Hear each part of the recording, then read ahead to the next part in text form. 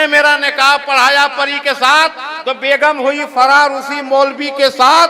तो मैंने भी मारा दाव, हुए मौलवी भी चित। मैंने जिसने मेरा निकाह पढ़ाया परी के साथ, तो बेगम हुई फरार उसी मौलवी के साथ। तो मैंने भी मारा दाव, हुए मौलवी भी चित। वो मेरी बी के साथ हैं तो मैं उनकी बी के साथ हूं। फजीहत गहमरी साहब तशरीफ ला चुके हैं कई बार, और आप जानते हैं कि कई बार वो आपके यहाँ आ चुके हैं फजीहत गहमरी।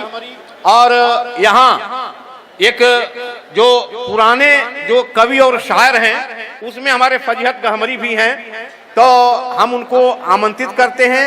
एक बार देखिए, इनके फजीहत जी आए। एक व्यक्ति के निर्माण में जितना मटेरियल लगना चाहिए, इनके भी निर्माण में भी लगा है, लेकिन थोड़ा ऊपर से दबा दिया गया है। एक बार जोरदार तालियां बजाइए, जोरदार तालियों के साथ, जोरदार तालियों के साथ भाई फजीहत गहमरी को मैं चाहता हूं कि जोरदार तालियों के साथ आइए सर, आप तशरीफ रखें और जोरदार तालियों के साथ फजीहत गहमरी को मैं आमंत्रित कर रहा हूं। बहुत बहुत शुक्रिया।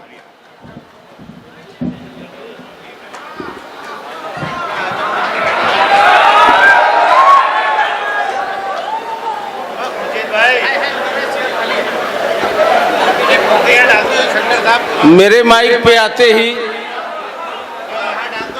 आप लोग इस तरह से खामोश होकर मेरी तरफ देख रहे हैं जैसे मुझे मिट्टी दी जाएगी।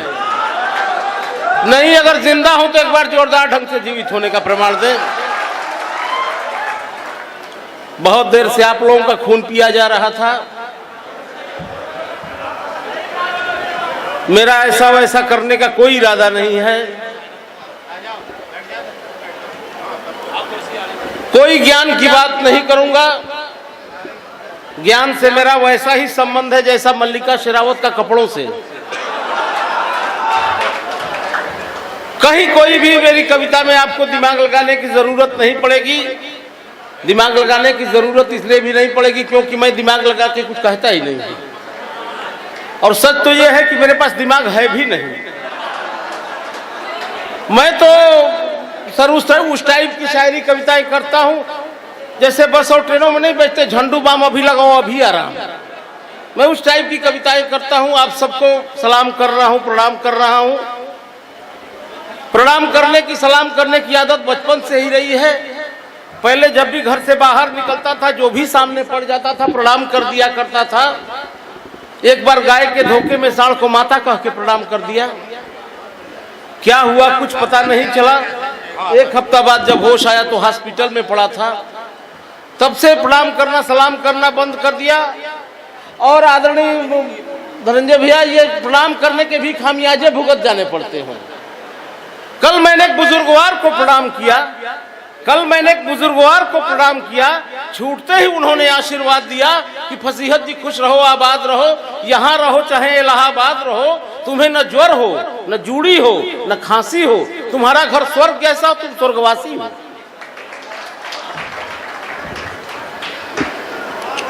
अभी आदरणीय शंकर जी आए थे, मेरे विषय में पता नहीं क्या क्या कह रहे थे। और मैं बता दूं कि मैं कर्जखोर टाइप का आदमी नहीं हूं। किसी का कर्जा नहीं रखता हूं, सूद समेत वापस कर देता हूं।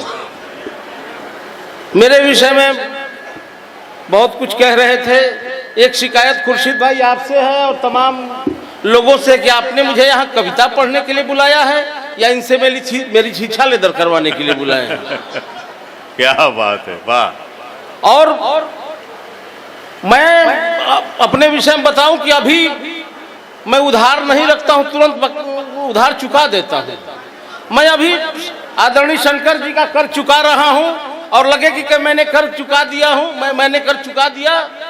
ये बिहार की धरती से आए हैं तो एक बार मुझे भरपूर तालियों से मेरा समर्थन कर दीजिए। एक बार ताली बजा के मुझे आदेशित कर दीजिए। ताली इसलिए भी पहले बजवा लिए, कविता के बाद बजेगी नहीं बजेगी क्या गारंटी है। सही बात। मैं शंकर जी का कर्ज उतार रहा हूं कि कौन नहीं जानता है संचालक शंकर जी को। कवि तो ये सच में बड़े ही जानदार हैं। कौन नहीं जानता है संचालक शंकर जी को। कवि तो ये सच में बड़े ही जानदार हैं। गीत गजल नज्म छंद लिखते हैं सब कुछ, कविताएं इनकी बड़ी ही धारदार हैं। वाह वाह। गीत गजल नज्म छंद लिखते हैं सब कुछ, कविताएं इनकी बड़ी ही धारदार हैं। तो मर्द न समझिए पैजामा कुर्ता देखकर,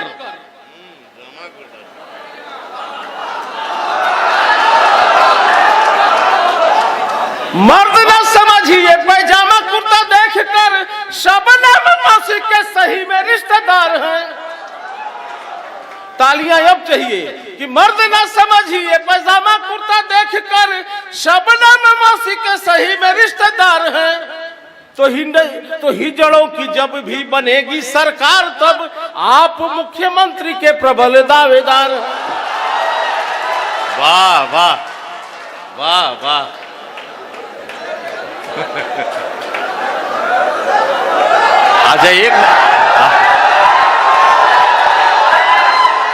अच्छा एक बात है कि हिजड़े की बात सुन करके आप लोग बहुत खुश हैं, लेकिन हाँ पढ़िए। वाह। अभी हिजड़े की बात कर रहे थे, अब आप लोगों को लगा हुआ कि मैं भी अच्छा कवि हूँ। अच्छा, मैं बहुत अच्छा कवि हूँ, बहुत टॉप क्लास का कवि हूँ। यही बात मैं पत्नी से कहता हूँ, सर तो मुझे पागल कहती है। पता नहीं औरतें कवियों को पागल क्यों समझती हैं। इस मामले में शंकर जी की पत्नी तो उनको परमानेंट पागल समझती है। लेकिन सही बताऊं कि मैं अच्छा कवि हूं, ऐसा नहीं कि मुझसे अच्छे कवि नहीं हुए। सूर, कबीर, तुलसी वगैरह वगैरह लोग अच्छे कवि थे, पहले थे सब, मर गए। आजकल इन लोगों के नाम पे बीड़ी और जर्दा बिक रहा है। बात है, सही बात है, व्यंग है। वाह वाह। मैं तो मरूंगा भी नहीं। सही बात, सही बता रहा हूं, नहीं मरूंगा। इसलिए नहीं मरूंगा क्योंकि मैं पैदा नहीं हुआ हूं, अवतार लिया हूं। और आप पढ़े लिखे विद्वजन बैठे हुए हैं, विद्वान लोग बैठे हुए, जानते होंगे कि जितने भी अवतार हुए सब मजबूरी में हुए। जितने भी अवतार, रामावतार, कृष्णावतार, जो भी हुआ मजबूरी में हुआ। इस कलयुग में मजबूरी में मेरा फजहता अवतार हुआ। कब मेरे जैसा हास्य का कभी मजबूरी में अवतार लेता है, मैं बताऊं, और अच्छा लगेगा तो जोरदार तालियों से आपका समर्थन चाहूंगा। कब मेरे जैसा हास्य का कभी मजबूरी में अवतार लेता है कि पत्नी हो रणचंडिका, पत्नी हो रणचंडिका, चोटा ससुरा सार। पत्नी हो रणचंडिका, चोटा ससुरा सार, मिले सास खूंखार जब तब होता अवतार, फजीहत तब होता अवतार। बोलो स्वामी फजतानंद महाराज की। अच्छा, आप लोग भी मान गए कि मैं अच्छा कवि हूं। अपने विषय में बताऊं कि अभी हम लोगों का अपनी जिंदगी में मैंने 2 कार्यक्रम किया, तीसरा कार्यक्रम करने जा रहा हूं। पहला कार्यक्रम मोहम्मद रफी जी के साथ किया। प्रोग्राम के सुबह ही अल्लाह ताला को प्यारे हो गए, काम खत्म। अल्लाह ताला उनकी आत्मा को शांति दे। दूसरा कार्यक्रम किशोर कुमार जी के साथ किया। अब क्या कहूं, सुबह वो भी भगवान को प्यारे हो गए, भगवान उनकी भी आत्मा को शांति दे। और आज तीसरा कार्यक्रम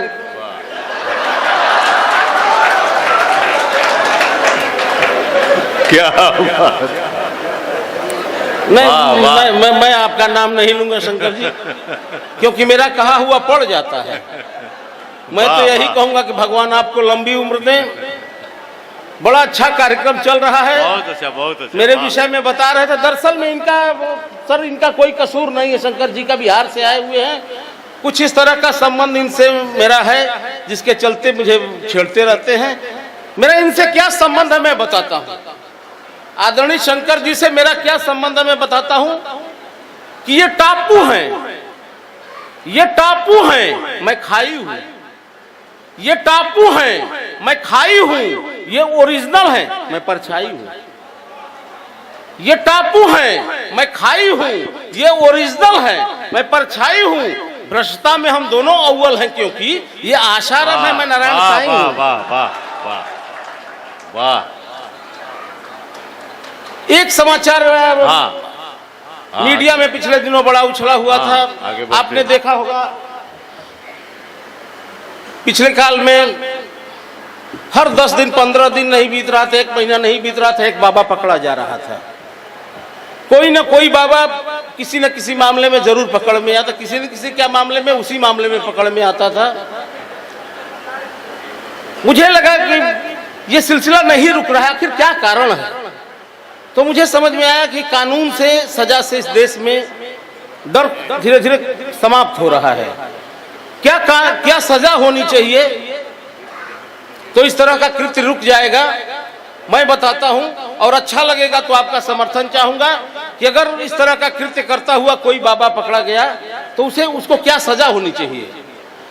कि जो देशद्रोही हो उन्हें सूली चढ़ाइए, जो देशद्रोही हो उन्हें सूली चढ़ाइए, पत्थर चलाने वालों पे गोली चलाइए, जो देशद्रोही हो उन्हें सूली चढ़ाइए, पत्थर चलाने वालों पे गोली चलाइए। यदि लिप्त दुराचार में कोई मिले बाबा, यदि लिप्त दुराचार में कोई मिले बाबा, ले जाके अस्पताल में बधिया कराइए।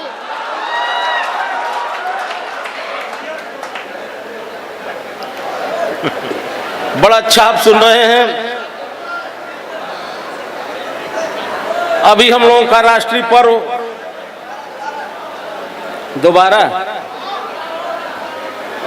दोबारा मुझे सुनाने में कोई दिक्कत नहीं है। पहली बार ही आपको कायदे से सुन लेना चाहिए था, दोबारा भी मैं सुना सकता हूं, मुझे कोई दिक्कत नहीं। मैं आगे बढ़िए, हाँ, आगे बढ़िए, आगे बढ़िए। और रचना पढ़ता हूं। अभी हम लोगों का राष्ट्रीय पर्व वैलेंटाइन डे बीता। मैं वैलेंटाइन डे को राष्ट्रीय पर्व कहता हूं तो बुजुर्गों को खराब लगता है, और खराब इसलिए लगता है कि इन लोगों के जमाने में वैलेंटाइन डे था ही नहीं। अब हम लोगों के जमाने में वैलेंटाइन डे आया है तो इन लोगों को बुरा लग रहा है। लेकिन सही बता रहा हूं कि इस बार वैलेंटाइन डे के दिन मैं भी पार्क में चला गया था। मैंने एक लड़की को फूल दिया। अच्छा, एक लड़की को फूल दिया, जैसे ही फूल दिया उसने खींच के एक थप्पड़ मारा। तो ठीक है किया। मैंने कहा मैडम ठीक है किया। दरअसल में इनका कोई कसूर नहीं है, संचालकों की आदत होती है कि जब हास्य का कभी माइक पे रहता है तो ये बार बार छेड़ने लगते हैं। इनका कोई कसूर नहीं है, आदत की बात होती है, और जिसकी जो आदत पड़ जाती है वो कतई नहीं जाती है। अभी देख रहे हैं छेड़ रहे हैं, जिसकी जो आदत पड़ जाएगी सर कतई नहीं जाएगी। मुझे वो घटना याद आती है कि मेरे गांव में एक सब्जी वाले के यहाँ बच्चा पैदा हो गया। सुबह सुबह मेरे घर आया, उसने कहा कि बच्चा पैदा हुआ है। मैंने कहा बच्चा कैसा है? उसने कहा बिल्कुल ताजा है। आदत की बात है, जिसकी जो आदत पड़ जाएगी नहीं जाएगी। एक हिंदी के अध्यापक की शादी हो गई, और जब हिंदी के अध्यापक की शादी हो गई तो जिसकी जो आदत है वो जाएगी नहीं। वो प्रथम रात्रि में जब कमरे में गया, उसने पत्नी से कहा कि आप जब तक अपना चरित्र प्रमाण पत्र नहीं दिखाएंगी, मेरी बाहों की कक्षा में कदाप प्रवेश नहीं पाएंगी। आदत की सर, और कोई बात नहीं है, आदत की बात होती है। जिसकी जो आदत पड़ जाती है वो जाती नहीं। एक घटना और याद आती है कि इसी तरह से बस के कंडक्टर की शादी हो गई। अब जिसकी जो आदत है वो जाएगी नहीं। बस के कंडक्टर की शादी हुई, प्रथम रात्रि में जब वो कमरे में गया, उसने पत्नी से कहा कि बहन जी थोड़ा सा उधर खिसकी, एक सवारी और आएगी। आदत की बात है। एक मजे की घटना और याद आ रही कि मैं यहाँ की बात नहीं कर रहा हूँ, मैं अपने गाजीपुर की बात कर रहा हूँ। मेरे यहाँ एक दरोगा जी की शादी हो गई। अब जब दरोगा जी की शादी हुई, प्रथम रात्रि में जब वो कमरे में गए तो जिसकी जो आदत है जाएगी नहीं। दरोगा जी कमरे में गए, उन्होंने पत्नी से कहा कि तुम अपने विषय में सच सच बताओ, वरना 3rd डिग्री अपनाऊंगा और तुम टूट जाओगी। पत्नी सच सच बता दी, शादी ही टूट गई। एक घटना और याद आती है कि एक मेरे यहाँ, ये भी यहाँ की बात नहीं है, मेरे यहाँ विधायक जी की शादी हो गई। अब जब विधायक जी की शादी हुई, प्रथम रात्रि में जब वो कमरे में गए तो जिसकी जो आदत है वो जाएगी नहीं। पीछे पीछे समर्थक भी जाने लगे। दरवाजे के पास जाके विधायक जी देखे, समर्थक, उनका दिमाग खराब हो गया। उन्होंने कहा तुम लोग जाओ, तुम लोगों का काम समाप्त हो गया। समर्थकों ने कहा नहीं विधायक जी आप अंदर जाइए, हम आपका बाहर से समर्थन करेंगे।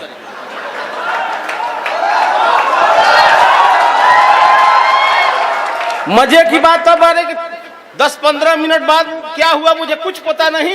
10-15 मिनट बाद समर्थक नारा लगाना शुरू कर दिए कि विधायक जी संघर्ष करो, हम तुम्हारे साथ हैं।